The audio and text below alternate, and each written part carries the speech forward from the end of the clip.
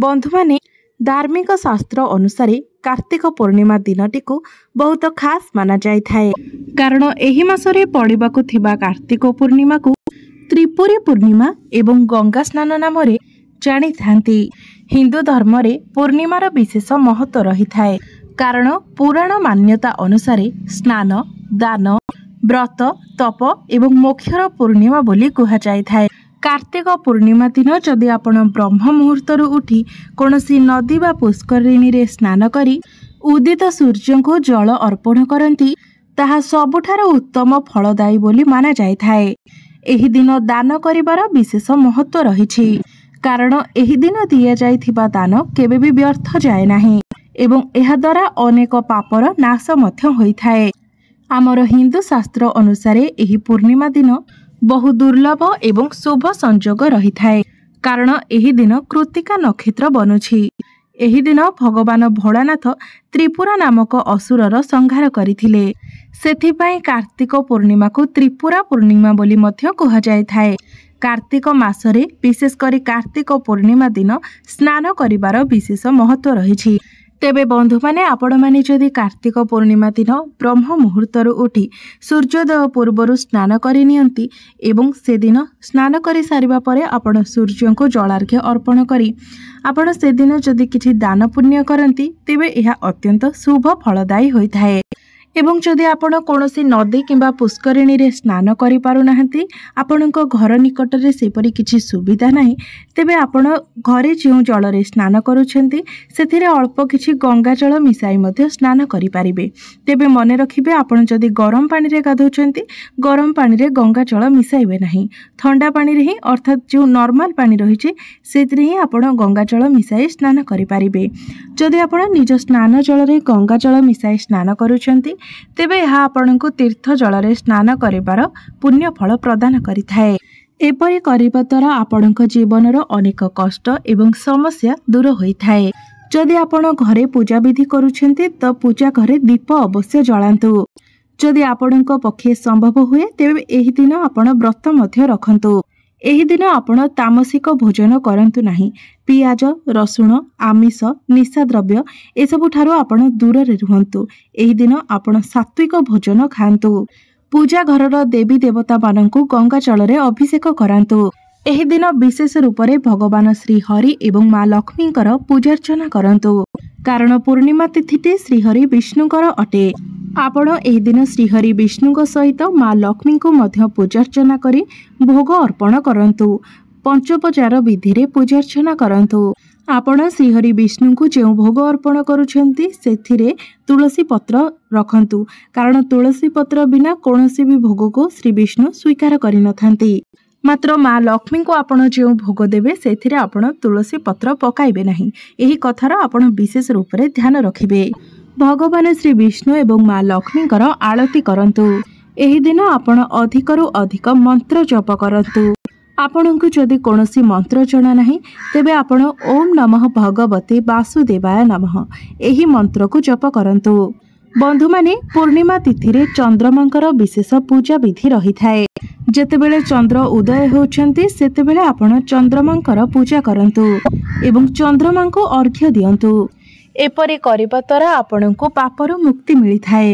मन संतोष रही थाए एवं आपणकर मानसिक कष्ट दूर होई थाए। कुंडली रे आपणकर चंद्र मजबूत होई थांती। एही दिन आपण गरीब दुखी दरिद्र व्यक्ति मानकु किछि खाद्य दान करंतु। तेल दान करंतु।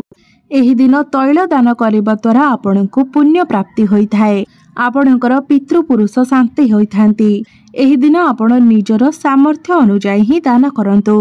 एही दिन आपण गोमाता को किछि ना किछि खाइबाकू दियंतु एवं निज हाथ रे खुआई दियंतु। आपण एपरि जदि करंती तेबे आपणको अनेक दोषरु मुक्ति मिली थाए। तेबे आपण चेष्टा करंतु एही दिन 8टा भितरे स्नान करिबा पई। सबुठारु भलो हेबो किंतु जदि आपण सूर्योदय पूर्वरु स्नान करि नियंती। तेबे बंधु माने एहा थिला पूर्णिमा तिथिर महिमा। तेबे एबे आसंतु जानिबा आपण जदि एही कार्तिक पूर्णिमा तिथि रे झाड़ू सहित एही उपायटी करि नियंती तेबे आपणको जीवन रे थिबा दुख दरिद्रता एवं समस्या सबुदिन पई आपणको जीवनरु दूर होई जिवो एवं आपणको जीवन रे पुनर्बार खुशी फेरी आसीबो। बंधुमाने धनवान एवं भाग्यवान बनिबा पई किए बा न चाहे। प्रत्येक व्यक्ति चाहती जे सेमानंक पाखरे बहुत सारा टंका रही थाउ। तेबे आसंतु जानिबा जीवन रो आर्थिक समस्या दूर करिबा पई जीवन रे खुशी आनिबा पई पूर्णिमा राति रे झाड़ू सहित केउ उपाय करिबार अछि। बंधु माने अनेक थर एपरि होई थाए जे हमर हेबाकु जाउथिबा कामटी बिगिड़ी जाय थाए। सेतेबेले आपण ज्योतिषक निकट को जाइथांती, पंडित मानक निकट को जाइथांती एही समस्यार समाधान पाए। मात्र बंधु माने आजिर एही वीडियो रे मु आपनकु एपरि एक प्रयोग विषय कहिबाकु जाउछि जहा आपनक जीवन रु चली जाइथिबा खुशी को पुणी थरे फेराई आनिबो, आपनक जीवन रे चलीथिबा समस्यार अंत करि पारिबो। बंधु माने झाड़ू को माँ लक्ष्मीकर प्रतीक बोली माना जाए जे झाड़ू रे माँ लक्ष्मीकर बास होई थाए। बंधु माने झाड़ू केवल आमर घर को परिष्कार ही करि न थाए, बरं आम गृहर नकारात्मकता एवं दारिद्रता को मध्य आम घरु दूर करिबारे आमको सहाय्य करिथाए। तेबे जदि एही झाड़ूर प्रयोग पूर्णिमा तिथि रे करा जाए तो आम जीवन रे सुख समृद्धि आसीथाए। एही प्रयोग करिबा द्वारा जीवनर समस्त समस्या दूर हो जाय थाए। पूर्णिमा दिन सकाळु आपण पाखरे थिबा कोनोसी मंदिर को जाई गोटे नुआ झाड़ू रे मंदिर सफा सुतरा करंतु एवं सेही झाड़ूटी को आपण सेही ठारे छाड़ी आसंतु। आपण जदि एपरि करंती तो आपणक जीवन को खुशी आसी थाए। जीवन रे चलीथिबा समस्त समस्या समाप्त हो जाय थाए। तेबे झाड़ूर एही प्रयोग को आपण पूर्णिमा दिन सकाळु ही करंतु, जेमिति केही आपणको देखिबे नाही। एही कथार आपण विशेष ध्यान रखिबे। बंधु माने झाड़ू दान करिबा समय काहाको भी एकथा कुहा जाए नाही किबा आपण झाड़ू दान करिबा समय यह आपणको केही न देखिबा मध्य उचित। तेणु आपण सावधानता सह गोटे झाड़ू घरु नियंतु जेपरि आपणको केही देखिबे नाही किबा ए विषय रे आपणको केही किछि पचारिबे नाही। तापरे मंदिर को जाई आपण सेही झाड़ू रे मंदिर परिष्कार परिच्छन्न करी सेही ठारे झाड़ूटी को रखी दे चली आसंतु। एपरि कले ही आपणको एहार फल प्राप्ति हेबो। नचेत एही सब कर्म करबा भितरे जदि आपणको केही देखिनी किबा ए विषय रे किछि पचारे तेबे एहार फल आपणको आ मिले नाही। सेथिपाई एही कथार आपण विशेष रूप रे ध्यान रखिबे। बंधु माने जदि आपणको घरर कोनोसी व्यक्ति को नजर दोष लागिछि तेबे झाड़ू रे सेही व्यक्ति को आपण 3 थर झाड़ी दियंतु। एपरि करिबा द्वारा नजर दोष दूर होई थाए। जदि आपण कोनोसी कार्य आरंभ करिबा समय किंबा कार्य करिबा समय सेथिरे बारंबार बाधा विघ्न आसुथाए तो आपण गोटिए कथार ध्यान रखंतु, आपण झाड़ू अन्य काहाकू दियंतु नाही।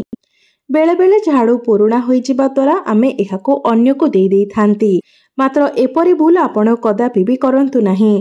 एपरि करिबा द्वारा झाड़ू सहित आपणको घरर लक्ष्मी मध्य आपणको घरु चली जाई थांती। मने रखिबे झाड़ू को कदापि आपण ठिया करी रखिबे नाही। एपरि करिबा द्वारा मध्य घरु लक्ष्मी छाड़ी चली जाई थांती। ज्योतिष शास्त्र अनुसार झाड़ू रे माँ लक्ष्मीकर निवास होई थाए। जदि आपण नुआ झाड़ू किनिकी आनती एवं आपण झाड़ूर जो हैंडल रही सेथिरे आपण जदि रक्षा सूत्र बांधी तापरे तार उपयोग करूछंती तो आपणक जीवन रे कोनोसी भी प्रकारर समस्या आसी न थाए। तेबे एही उपायटी को आपण पूर्णिमा दिन करंतु। बंधु माने पूर्णिमा तिथि रे विशेष रूप रे पूजार्चना करा जाय थाए। पूर्णिमा दिनटी रे श्रीहरि विष्णुक सहित माँ लक्ष्मीकर विशेष रीति रे पूजार्चना करा जाय थाए। तेबे एही दिन आपण एही छोट उपायटी को निश्चित करंतु, जहाँ आपणकर समस्त प्रकारर धन संबंधित समस्या को दूर करिबो। बंधु माने पूर्णिमा तिथि रे खीरीर अधिक महत्व रही थाए। खीरी माँ लक्ष्मीकर अत्यंत प्रिय भोग होई थाए।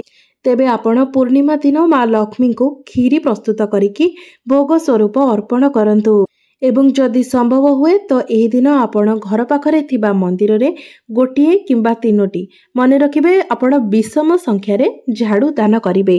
गोटिए किंबा 3टी किंबा 5टी एही बळी संख्या रे, मात्र जुग्म संख्या रे आपण झाड़ू दान करिबे नाही। एपरि करिबा द्वारा आपणक जीवन रे चलीथिबा समस्त समस्या दूर होई थाए। एही उपायटी को आपण पूर्णिमा दिन सकाळु करंतु। मंदिर रे आपण झाड़ू को दान करिबा परे भगवान को आपणक मनरे आपणकर जहाँ भी मनस्कामना रही ताहाको जनाई आपण निज घर को फेरी आसंतु। एपरि करिबा द्वारा खूब शीघ्र आपणकर मनस्कामना पूर्ण होई थाए। पूर्णिमा तिथिटी माँ लक्ष्मीकर अत्यंत प्रिय होई थाए। पूर्णिमा दिन आपण जदि एही उपाय गुड़िक पालन करती तो निश्चित रूप से आपणको माँ लक्ष्मीकर विशेष कृपा प्राप्ति होइथाय, जहा फल आपणको आपणको भाग्यर साथ मिली थाए। शास्त्र रे वर्णना अछि जे जदि आपण पूर्णिमा दिन सकाळु उठी अस्वस्थ गछ मूल किछि मिठा सहित जदि आपण जल अर्पण करती तेबे आपणको गृहरे माँ लक्ष्मीकर स्थायी निवास होइथाय।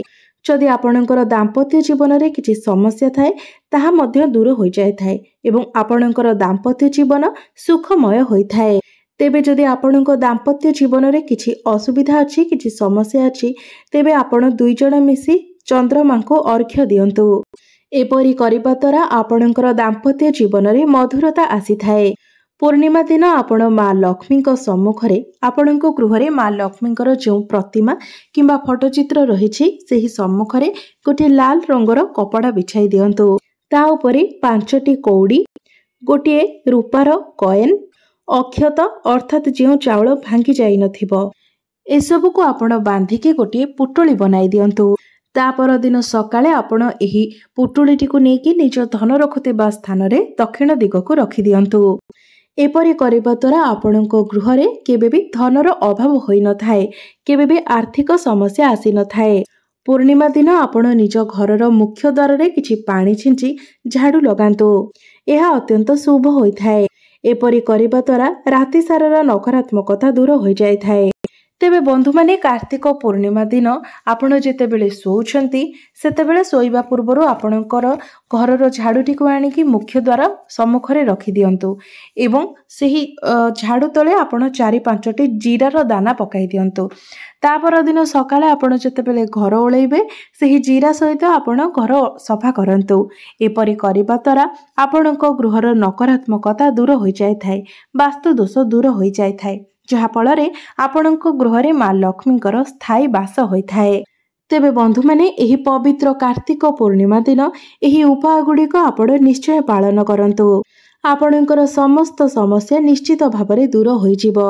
माँ लक्ष्मीकर आपणक गृहरे स्थायी वास हेबो एवं आपणकर परिवार उपरे माँ लक्ष्मीकर कृपा सबुबेले बनी रहिबो। तेबे बंधु माने आपणको जदि मोर एही भिडियोटी भल लागि थाए तेबे भिडियोटी को लाइक करे चैनलटी को सब्सक्राइब करिदेबे एवं कमेंट बॉक्स रे भक्ति एवं श्रद्धार सहित जय श्री विष्णु जय माँ लक्ष्मी निश्चय लिखिबे।